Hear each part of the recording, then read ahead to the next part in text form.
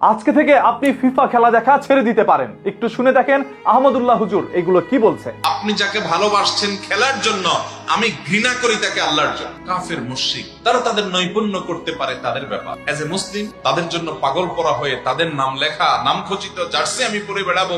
নিজের বাবা, নিজের মা, তাদের মহব্বত জীবনে এতটা দেখায় না যুবক। যেই দেশের খেলোয়াড়ের সাথে আমার দেশে ধর্মীয় কোনো সম্পর্ক নাই, বরং আরো উল্টাটা আছে। আমি আল্লাহর বিধানে বিশ্বাস করি, সে আল্লাহর বিধানের বিরুদ্ধে যুদ্ধ করে, এরকম মানুষ কোন মুসলমানের সন্তানের কাছে পছন্দনীয় হতে।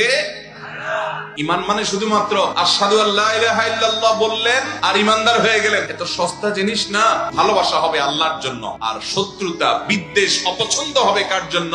আল্লাহর জন্য। অনেক যোগ্যতা তার মধ্যে আছে, কিন্তু যদি সে আমার রবকে রব হিসাবে না মানে, আমার রবের একত্ববাদকে অস্বীকার করে, তো শুধুমাত্র রবের কারণে আমি তাকে অপছন্দ করব। হয়তোবা মেসি, রোনালদো বা নেইমারকে দেখে আপনি খেলা দেখবেন, তবে আল্লাহ তাআলার জন্য সেই খেলা আপনি দেখা ছেড়ে দিবেন। আপনি যেই সকল দেশের সমর্থন করছেন, ওই সকল দেশগুলো যদি বিশ্বকাপ নিতে পারে, তাহলে আপনার কি লাভ? আপনি হাজার হাজার লক্ষ লক্ষ টাকা খরচ করছেন এই ফিফা খেলা দেখার জন্য, তবে এই ফিফা খেলা থেকে আপনার 1 টাকা পর্যন্ত ইনকাম হচ্ছে না। তাহলে কাদের পিছনে আপনি টাকা ব্যয় করছেন, আর সেই টাকা দিয়ে তারা কাদেরকে সাপোর্ট করছে সেটা যদি আপনি জানেন, তাহলে নিজের অবাক হয়ে যাবেন।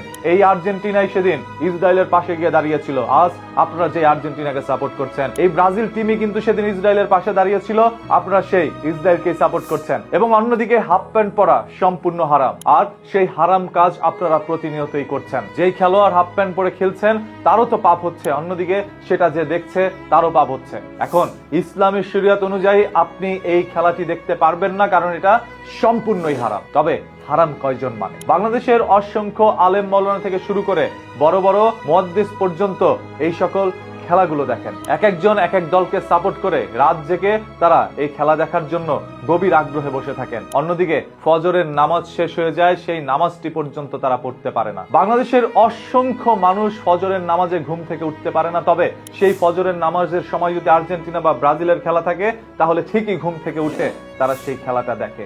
এর মানে ইচ্ছাকৃতভাবেই নামাজের জন্য তারা ঘুম থেকে উঠে নাই। ধর্ম আপনাদের কাছে এখন এমন একটি বিষয় হয়ে গিয়েছে, যেখানে আপনার ধর্ম দরকার সেখানে আপনি ধর্মকে টেনে নিয়ে আসছেন, যেখানে আপনার ধর্ম দরকার না সেখানে আপনি ধর্মকে টেনে আনছেন না। যেমন এই খেলা দেখার সময় আপনারা বলছেন, ভাই ধর্ম ধর্মের জায়গায়, খেলা খেলার জায়গায়, ওইটাকে ধর্মের সাথে মেলাবেন না। আবার যখন মৃত্যুবরণ করেন তখন ঠিকই বলেন, মৃত্যুর আগে আল্লাহ তাআলা আমি যেন কালেমা পড়ে মরতে পারি, কারণ কালেমা পড়ে মরলে নাকি জান্নাত পাওয়া যায়। সেই জান্নাতের আশা আপনি ঠিকই করছেন, তবে জান্নাতের জন্য আপনি কতটুকু কাজ করছেন? বাংলাদেশের মুসলমানদের এমন একটি কালচার হয়ে গিয়েছে, নিজের স্বার্থে ধর্মকে তারা ব্যবহার করে। ফিফা ওয়ার্ল্ড কাপ খেলাটা আসলেই বাংলাদেশের অসংখ্য ভক্তরা জার্সি কেনার জন্য লক্ষ টাকা ব্যয় করে থাকে এবং বাড়ির উপরে বড় বড় পতাকা লাগায়। গ্রামের অসংখ্য মুরব্বীরা পর্যন্ত তাদের জমি বিক্রি করে বিশাল বড় পতাকা বানায়। এটা বাংলাদেশের একটি ঐতিহ্য বলে এখন অনেকেই গণ্য করছে। তবে বাংলাদেশের ঐতিহ্য কি আসলে এটা ছিল?